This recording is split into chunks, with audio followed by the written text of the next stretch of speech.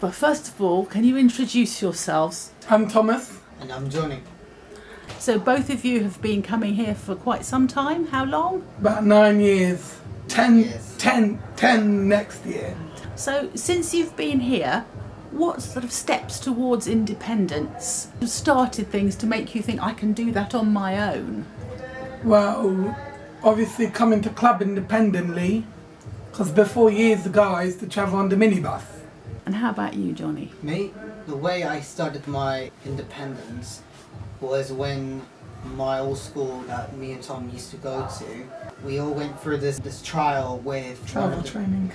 Yes, travel training with one of the staff members who taught us how to go on a bus, so that from school to our house, and then after that we just travelled back on the same bus to the school. And it took me, I think, like a few weeks before I started my first work experience when I was in year 11.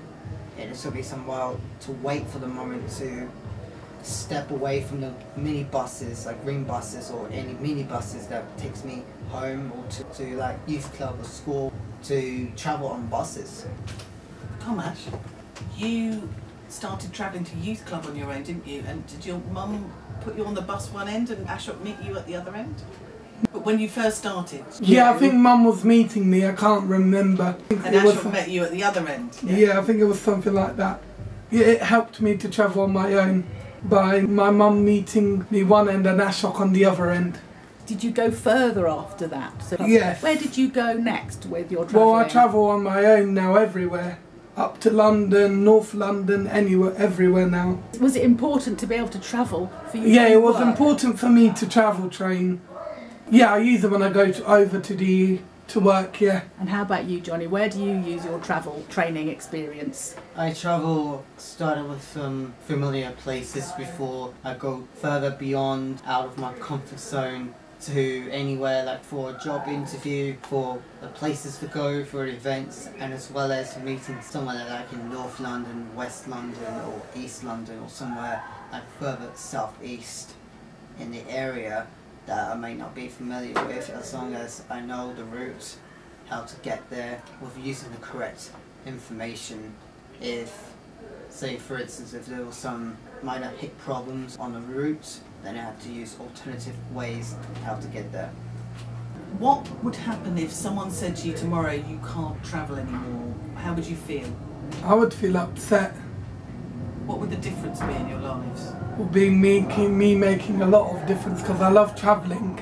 Because it allows me to go and see my friends. Also, it makes me do my own time things what I want to do. So for me, I think without travelling anywhere, I would not be able to gain experience, to travel new places or to meet new people, because otherwise you're stuck in your comfort zone forever with no development growth.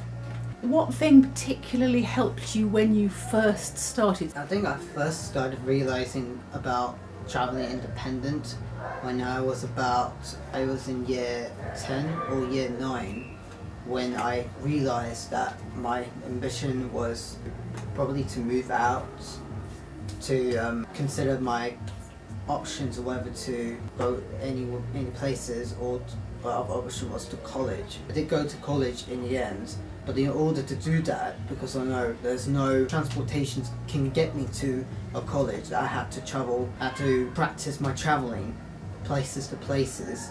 Thomas, one of your friends has just recently started travelling with you. How do you think he feels about travelling? He's good. Oh, my friend, he's finding it good, because I take him up to London at the weekends, sometimes even North London. Depends where he wants to go.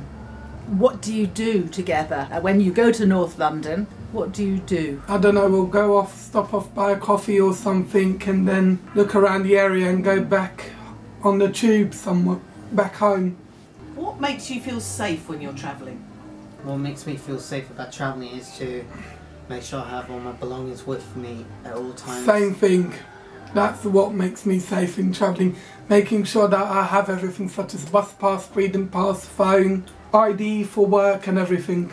And as well as to make sure you look around. At times, some people may look dodgy and always keep an eye out just to make sure you don't fall into the victim trap. How would you avoid that if you were telling a new person who was starting to travel, or their mum or their dad, how could they keep themselves safe and feel safe on the bus? By not chatting to strangers on the bus.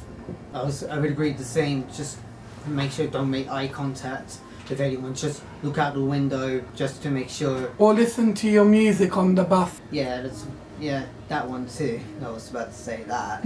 But mainly is make sure you don't make any eye contact to anyone on the bus, because you may not know if it's your friend or someone else you know in your life. But if someone you don't know, don't take a chance. Where would you sit on the bus if you were feeling nervous? Downstairs. I'll sit downstairs too, yeah. That sounds very sensible. Are there any other questions? I think that's it. Thank you both hugely. Thank you. Yeah, Thank you so much. Marvellous. You Thank are you Wandsworth very much. superstar. Yeah, And it's you good are. to see you again. Yeah, it's really nice.